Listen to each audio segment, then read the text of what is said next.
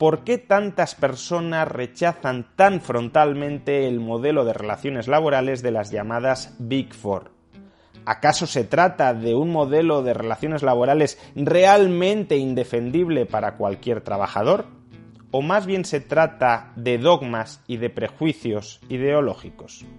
Veámoslo. A raíz de la reciente noticia sobre la inspección laboral a las Big Four, he escrito un artículo de opinión en el diario El Confidencial donde he defendido como opción el modelo laboral de estas grandes compañías. Y el artículo ha avivado una enorme polémica, sobre todo en redes sociales, entre aquellos que no comulgan, entre aquellos que no comparten el modelo de relaciones laborales de las Big Four. Algunos de los críticos del artículo, porque entienden y conocen ese modelo, y lo critican con cierto conocimiento de causa, pero otros muchos porque no entienden en absoluto el modelo de relaciones laborales de las Big Four y sin embargo, a pesar de no entenderlo, lo critican echando mano de un discurso genérico anticapitalista, a pesar de que en este caso el conflicto de fondo no es un conflicto capital-trabajo, sino en todo caso un conflicto trabajo-trabajo, donde el capital es más bien el convidado de piedra. Y justamente para contextualizar los argumentos a favor y en contra del modelo de relaciones laborales de las Big Four, voy a dedicar este vídeo a exponer grosso modo cuál es ese modelo de relaciones laborales que no es exactamente equiparable al modelo de relaciones laborales de muchas otras empresas propiamente capitalistas. Primero, ¿qué son las Big Four? Por este término genérico nos referimos a las 4 mayores compañías mundiales de auditoría y consultoría, más concretamente Deloitte, PricewaterhouseCoopers, KPMG y Ernst & Young. En estas compañías el control efectivo de las mismas no lo ejercen los capitalistas por el hecho de ser capitalistas o de aportar capital. El control efectivo de las mismas lo ejercen los socios. Y llegan a ser socios aquellas personas que traen o que mantienen una cartera de clientes muy importante para la propia compañía. Porque son esos clientes, esas compañías clientes, las que al contratar actividades de auditoría o consultoría les proporcionan los ingresos a las Big Four. El poder que ejerce el socio dentro de la empresa, por consiguiente, no depende de la aportación de capital, de la aportación de financiación que haya efectuado ese socio. De hecho, hay socios que ni siquiera aportan capital alguno y a su vez no se puede ser socio, no se puede ser inversor, no se puede ser accionista de esas empresas si no estás trabajando dentro de ellas, captando y manteniendo la cartera de clientes para la compañía. Ninguno de nosotros, como un ahorrador externo a alguna de estas empresas, podemos meter nuestro dinero en ellas para percibir como dividendo parte de sus beneficios. Eso no funciona así. Funciona así en muchas otras empresas, en prácticamente todas las demás empresas, sean empresas cotizadas o no cotizadas, pero no funciona así en las Big Four. ¿Y de dónde proceden esos socios, que son los que en última instancia gobiernan estas empresas?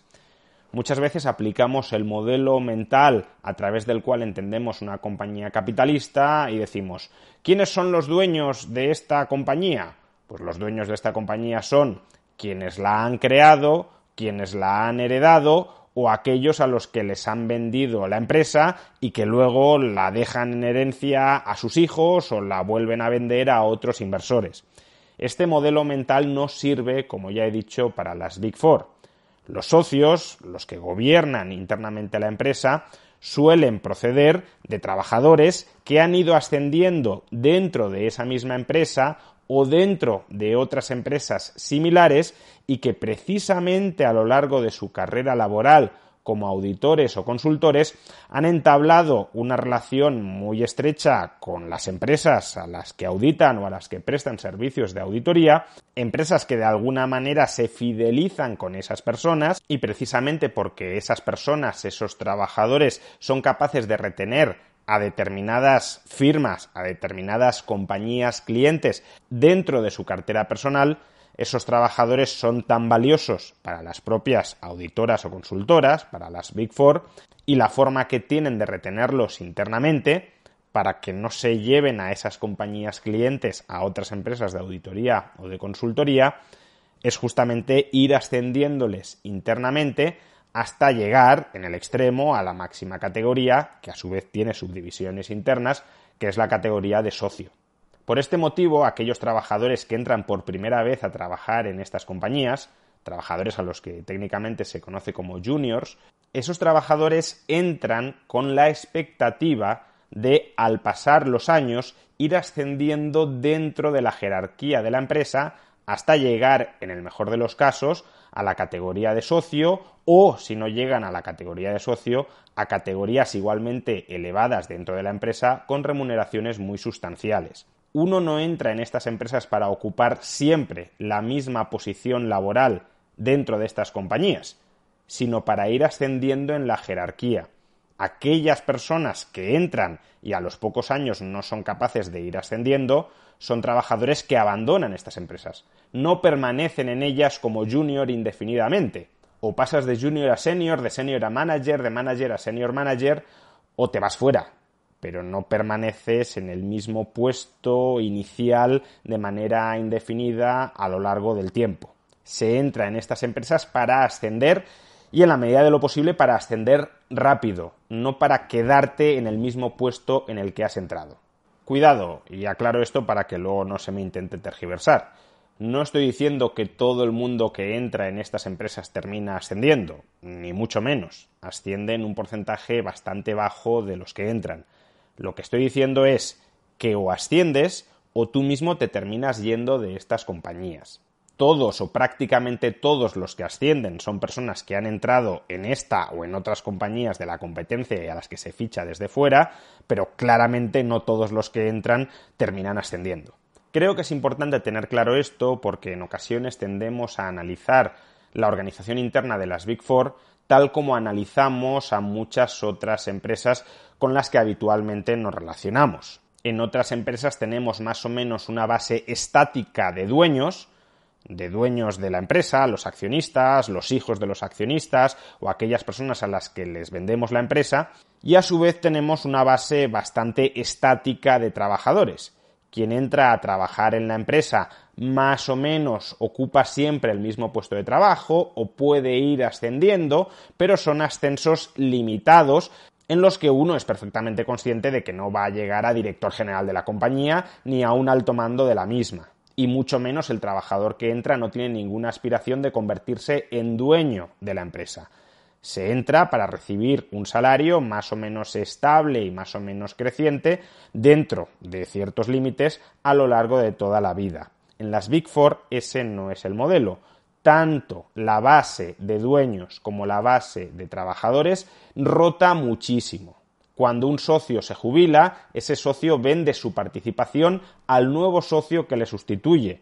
No sigue siendo propietario de la Big Four y recibiendo rentas del capital aunque no trabaje en la Big Four. Y a su vez, como ya he dicho, los trabajadores que entran o empiezan a promocionar bastante rápido o se marchan a otras empresas con otro modelo de relaciones laborales. Todo esto permite comprender mejor el tipo de relaciones laborales que se dan en estas compañías. Los juniors que entran en una Big Four con la expectativa, recordémoslo, de ir ascendiendo bastante rápido dentro de la jerarquía, trabajan muchísimas horas a una remuneración por hora bastante por debajo de otras empresas de su sector. No es que anualmente cobren menos que en otras empresas de su sector, o no necesariamente. El sueldo de un junior pueden ser 25.000 euros anuales, que es más o menos el salario promedio de España.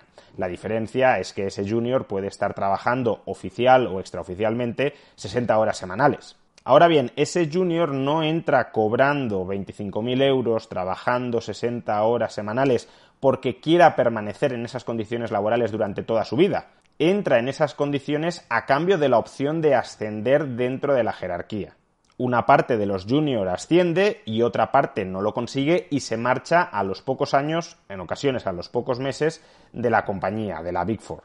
Pero aquellos juniors que van ascendiendo y que se convierten en seniors, en managers, en senior managers o en socios, pueden ver incrementadas sus remuneraciones de manera muy sustancial y bastante rápido, al menos en términos comparativos con otras empresas distintas de las Big Four. Por ejemplo, y grosso modo, para que nos hagamos una idea de las cifras y siendo conscientes de que hay muchas subcategorías dentro de las propias categorías internas de estas empresas. Pero un junior puede convertirse en senior antes de 5 años y puede pasar de una remuneración de 25.000 euros anuales a 35.000 euros anuales.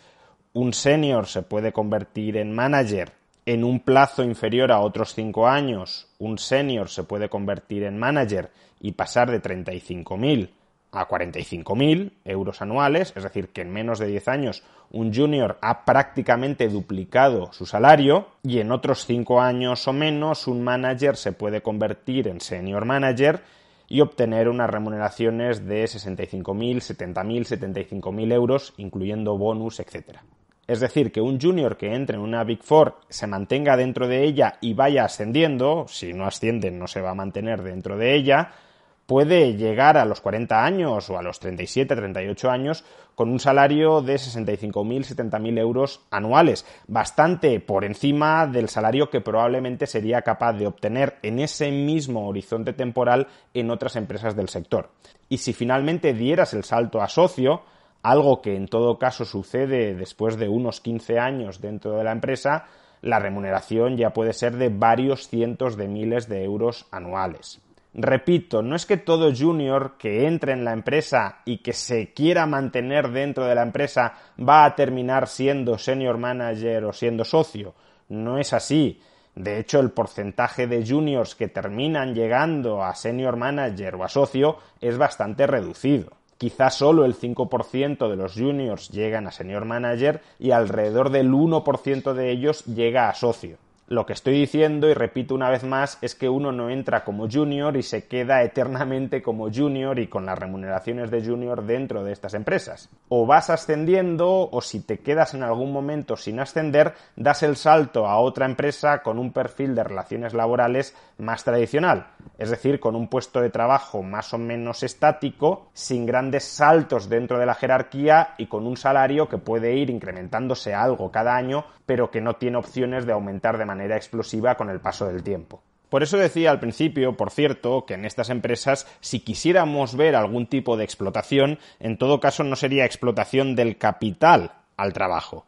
Sería explotación de aquellos trabajadores que están en lo más alto de la jerarquía, sean socios capitalistas o no de estas empresas, es decir, podemos estar hablando de socios no capitalistas o de senior managers que obtienen remuneraciones bastante más elevadas que las de un junior. Por tanto, sería explotación, en todo caso, de estos trabajadores en lo más alto de la jerarquía de la empresa contra los trabajadores junior que están entrando en la compañía. No tiene mucho sentido aquí analizar la explotación como si fuera del capital, los que han aportado externamente financiación a la empresa, sobre el conjunto de los trabajadores de la compañía. No. Al final, las ganancias que obtienen estas empresas se distribuyen en forma de sobresueldos entre los trabajadores que están en lo más alto de la jerarquía, sean socios capitalistas o no. En gran medida porque son ellos los que aportan los clientes y por tanto los que dan negocio a estas empresas. Por tanto, no es un conflicto distributivo entre capital y trabajo, es un conflicto distributivo entre trabajadores junior y trabajadores no junior. O si lo queremos, entre trabajadores junior y senior y trabajadores senior manager y trabajadores socios. En todo caso, entre los trabajadores que están en lo más bajo de la jerarquía y los trabajadores que están en lo más alto de la jerarquía.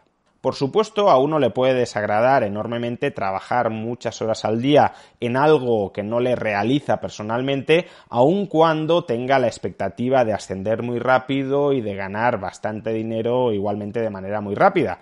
Pero puede haber otras personas a las que no les disguste ese modelo de organización empresarial y de relaciones laborales y que precisamente por ello opte por entrar en una Big Four. Al final, el perfil de trabajador joven que entra en una Big Four se enfrenta, antes de decidir entrar a una Big Four, a la siguiente disyuntiva.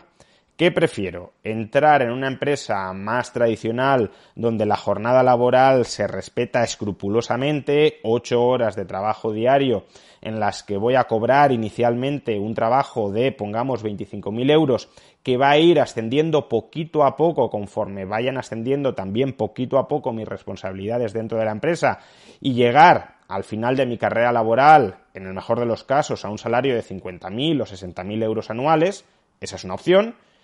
U otra es entrar en una Big Four, donde voy a comenzar cobrando también 25.000 euros anuales, pero en lugar de trabajar 40 horas semanales, trabajaré 60 horas semanales, a cambio de tener la opción, que no la certeza ni mucho menos, de ascender muy rápido dentro de la jerarquía de la Big Four y de, al cabo de 15 años, si me mantengo dentro de la empresa y sigo ascendiendo, cobrar 60.000, 65.000, 70.000 euros anuales, que es más que lo que cobraría al final de mi carrera laboral dentro de la otra empresa, con jornadas laborales más estrictas, más regladas en 40 horas semanales y con un ascenso más progresivo y más lento. Bueno, pues habrá trabajadores que preferirán el primer tipo de contrato o de relación laboral, y habrá otros trabajadores que preferirán el segundo. No estoy diciendo ni mucho menos que el segundo sea mejor que el primero. Probablemente desde un punto de vista de conciliación de vida personal, familiar, etcétera, sea mejor el primero que el segundo. Pero, repito, es perfectamente legítimo que un trabajador quiera aspirar al segundo. Y ese segundo modelo, muchas horas de trabajo a cambio de la opción de un ascenso muy rápido y de un incremento salarial también muy rápido, es el que ofrecen las Big Four.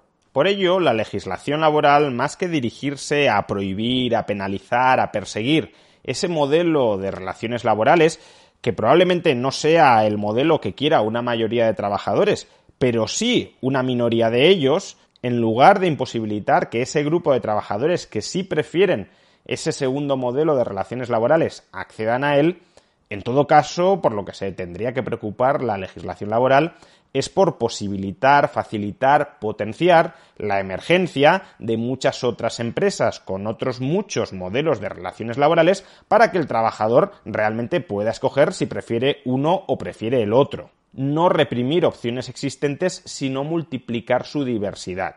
Y cuidado, a las Big Four se les pueden hacer muchísimas críticas. Por ejemplo, críticas referidas a que el objeto de su negocio deriva de la regulación gubernamental. No dejan de ser los gestores de mucha carga burocrática que el gobierno les impone a otras empresas a través de la legislación. A su vez, son grandes empresas muy bien conectadas políticamente, en las que no deja de haber ciertas puertas giratorias desde el poder político a estas compañías. Es decir, que sí hay críticas de fondo que se les pueden hacer a estas 4 grandes empresas multinacionales. Lo que quiero poner de manifiesto, lo que quiero hacer en este vídeo no es tanto defender a estas empresas, sino defender la posibilidad, la factibilidad de un modelo de relaciones laborales como aquel que articulan estas empresas y que lo articulan en gran medida porque muchos de los trabajadores que entran a estas empresas desean que ese sea el modelo de relaciones laborales. Es decir, prefieren trabajar muchas horas de entrada con posibilidad de ascensos muy rápidos a trabajar menos horas de entrada, pero con un sueldo y una posición jerárquica más estancados. Y lo peor de muchas críticas a este modelo de relaciones laborales es que son críticas de personas que simplemente porque no querrían trabajar en esas condiciones laborales rechazan que otros, aun cuando sí quieran, y pueden tener sus propios argumentos de peso para hacerlo, trabajen en esas condiciones laborales. Es decir, son críticas que proceden de la misma intolerancia. Como a mí esto no me gusta, como este modelo de relaciones laborales no encaja con el tipo de vida que yo quiero vivir, no quiero que nadie más viva ese tipo de vida, aunque esas otras personas quieran vivirla porque prefieran tener la posibilidad de ascender más rápido y de ganar dinero más rápidamente. En lugar de limitarse a señalar, yo voy a escoger aquel tipo de empresa que cumpla estrictamente con la jornada laboral, donde trabaje menos horas que en una Big Four y donde pueda obtener una remuneración más o menos estable y más o menos creciente, pero sin ser explosiva, en lugar de escoger eso que es perfectamente legítimo e incluso puede ser algo que yo mismo escogiera si tuviese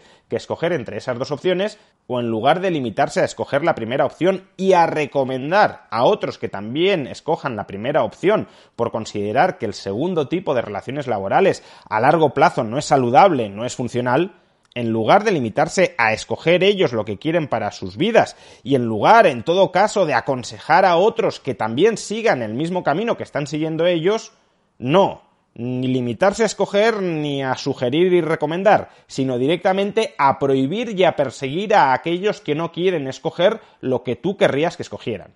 Y esa es una pulsión paternalistamente autoritaria que hay que combatir. No todas las personas quieren vivir su vida del mismo modo y en lugar de someterlas a tus prejuicios y a tus dogmas, lo que deberías hacer es respetar su vida.